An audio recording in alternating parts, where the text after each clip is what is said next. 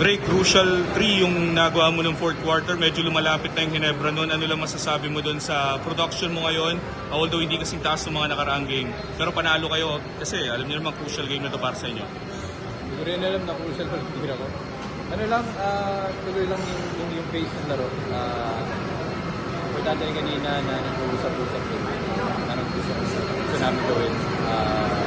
And lahat nag-contribute naman sa offense sa defense. So, siyempre, crucial to. Ang hirap din na makaroon sa 3-1. So, best of 3. And, kailangan.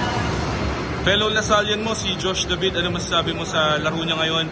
Kabantayan, si RJ, si Scotty, pero napaganda ng production niya.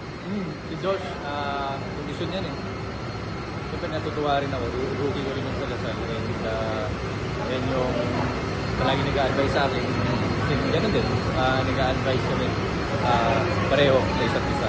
So ganda ng defense niya, yung sa aking bagay ng contribute niya, 3 points, saka isang perimeter.